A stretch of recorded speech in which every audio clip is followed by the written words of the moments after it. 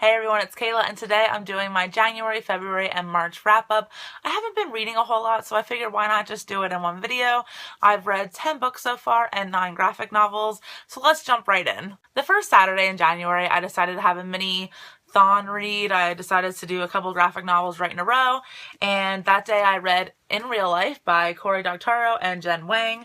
And this is about online gaming and third world countries and this girl who's very insecure in real life and her personal life, and she develops this online persona, and through this online game process she meets a gold farmer who basically cheats the game and racks up all these points and then sells it for profit in real life. I really like the concepts that were presented in this. I wish it was a bit longer, and I absolutely love the color that's used in this book. Yes.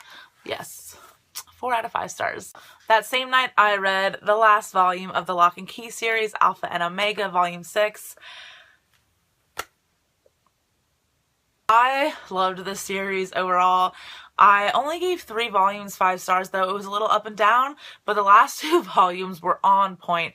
I love this series so much, and I didn't think I'd like it because I normally don't like things that are horror related, but it's not really horror. It's more like a suspenseful fantasy, supernatural kind of thing, and it's so intriguing, and learning about these characters and just becoming so attached to the story, and it just was summed up so beautifully. That same night, I also read The Rift Part 3, which is a Avatar The Last Airbender graphic novel, and this concluded the Rift trilogy, and I gave this 4 out of 5 stars. Concluding that mini readathon I had, I read Rat Queens, which is definitely one of my favorite reads of the year so far. It's definitely the start of one of my favorite series, I can already tell. I gave it 5 out of 5 stars, and this is by Curtis J. Weave, I believe that's how you say it, and Rock Upchurch, and it's just about 4 females who are kick-ass, and they don't fit into the status quo. They're not perfectly fit or anything like that, and they don't give a shit what they say to people, and it's just so refreshing to read about characters like that. On to some of the other graphic novels I've been reading. I read Pretty Deadly Volume 1, and this is a Western graphic novel, and I don't know, guys. I'm on the fence. I think I gave this 3 stars on Goodreads, but it's more like 2.5 for me. I was very confused, and the artwork's kind of all over the place, even though it's beautiful. Even when things were revealed, I didn't get it. I can't even tell you what this is about because I don't remember. It was that confusing. See, even the art is kind of like confusing. Like, what do I show you? Not the sex. So yes, 2.5 out of 5 stars. I might give this a reread and see about picking up the next volume. I'm not sure. And then the final 5 graphic novels that I read in the last 3 months come from the same series. I've become so addicted to this series, I actually bought all 9 volumes that are out. Yeah, it's a problem. It's a problem. Chew. And I read Volume 1, Taster's Choice, Volume 2, International Flavor, Volume 3, Just Desserts, Volume 4, Flambe, and Volume 5, Major League Chew. And let me just tell you, this series is awesome. It follows Tony Chew, who is a cybopath, and what that means is every time Tony takes a bite out of something, he gets the complete history of that item. For instance, if he takes a bite out of an apple, he knows what tree it grew on, what pesticides it encountered, things like that.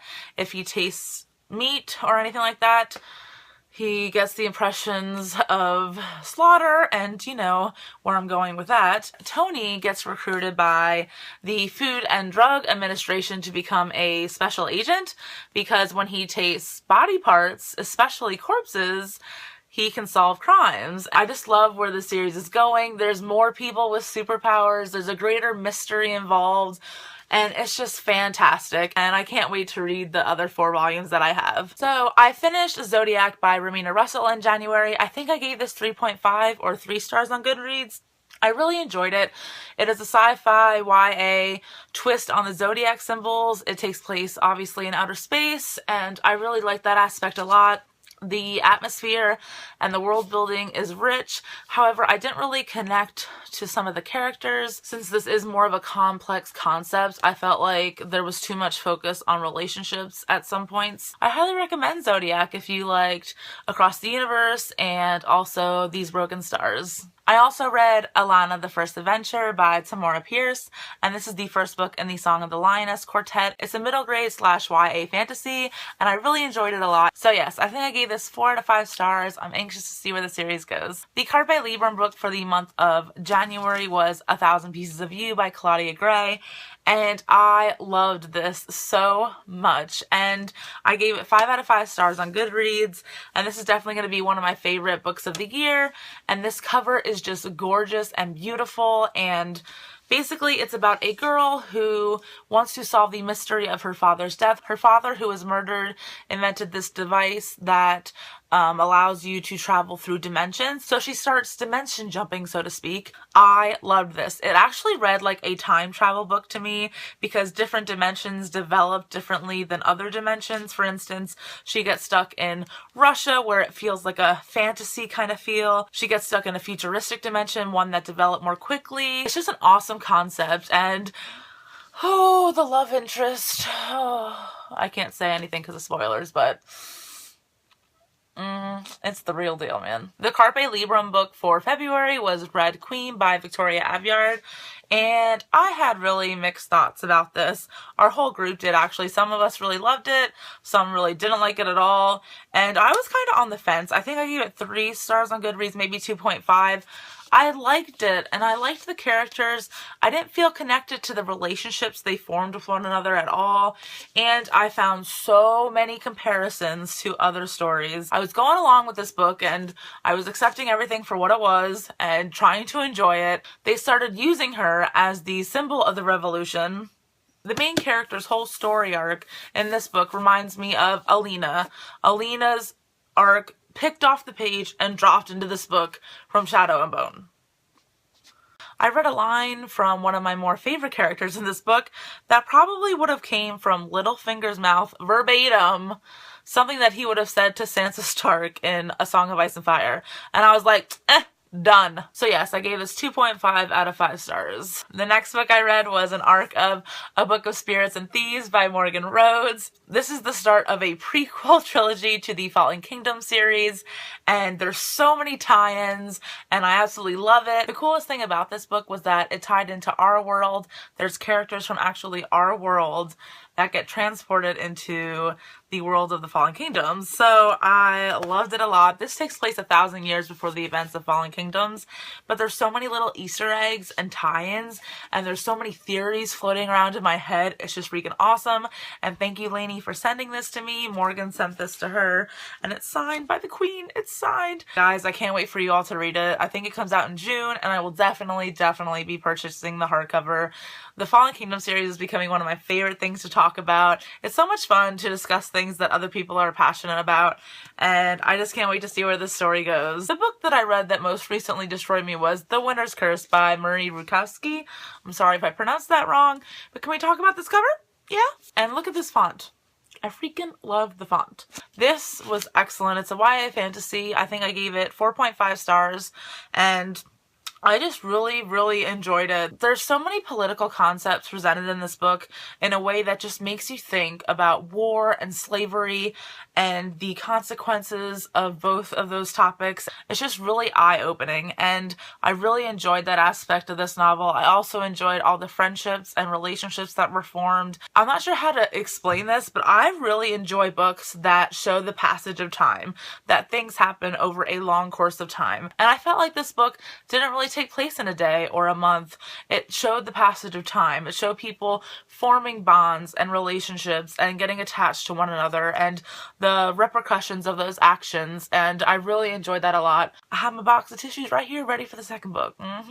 In January, with the BookTube Reading Buddies group on Goodreads, which is so awesome. I love that group so much. We group read The Stand by Stephen King. For those of you that don't know, this is actually considered Stephen King's best work, and it's definitely one of the longest. list. Okay, it's probably the longest book I ever read. I think it was about 1,300 pages. I made it through. This was the unedited edition. It's basically like he took the stand and extended it with all of his deleted scenes and things like that. And I honestly feel that's why it dragged so much in the middle. And I really enjoyed the beginning. The middle was just, it was so tough to get through. I just wish the book was a little shorter and had a better ending. I really enjoyed how sociology was used in this book and how the study of human nature was presented. It's really eye-opening and really fascinating.